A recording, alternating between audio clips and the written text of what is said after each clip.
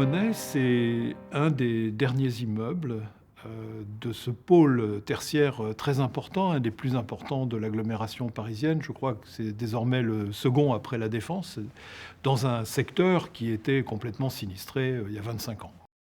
On est sur un territoire qui, évidemment, comme tous les territoires aujourd'hui, sont en pleine transition énergétique.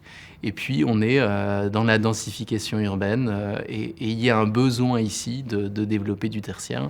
C'est un bâtiment qui a été conçu avec un grand souci du confort au lieu de travail et aussi du plaisir de se promener dans le bâtiment. Toutes les circulations verticales sont en pleine lumière dans ce qu'on appelle des noyaux passerelles, donc ce sont des passerelles vitrées entre les bâtiments dans lesquelles on trouve l'escalier, l'ascenseur, qui sont des vrais lieux de convivialité. Donc quand on sort de l'ascenseur, on sait où on va, on voit le paysage, on rencontre des gens, etc., au lieu d'être dans un trou noir au milieu de l'immeuble.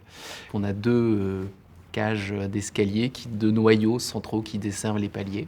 Et donc le bâtiment est divisible. C'est probablement une belle qualité de l'ouvrage. Puis une vraie flexibilité des plateaux pour les cloisonner, les décloisonner. Chaque étage est composé de 4 plateaux indépendants, reliés par des passerelles.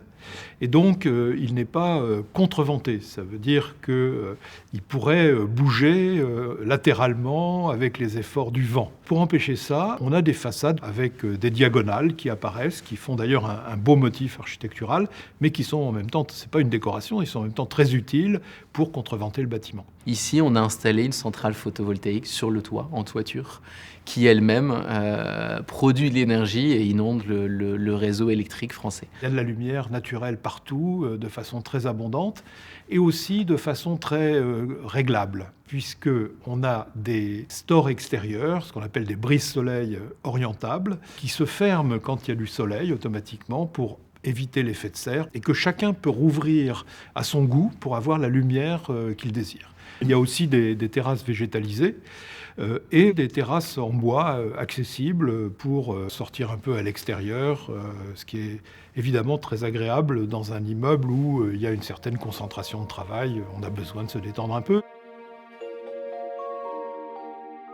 Les clés de réussite de cette opération, d'une part, une équipe chantier mobilisée dès la signature du marché.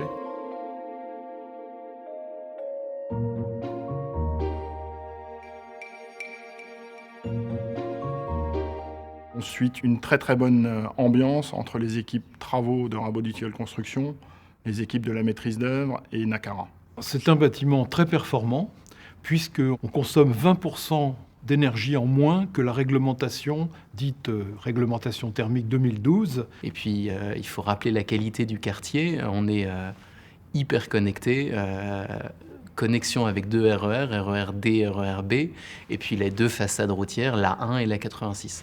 Et enfin, la qualité de l'aménageur. On est en confiance avec Plaine Commune Développement, qui est un aménageur qui a une vraie vision moyen et long terme, et qui elle-même est adossée à une vision d'élu qui est extrêmement forte sur ce quartier et qui a démontré toute sa pertinence puisque ce quartier Landy-Pliel, aujourd'hui on est sur un des derniers bâtiments, un des derniers fleurons aujourd'hui de ce qui a été lancé et on voit tout le succès du quartier.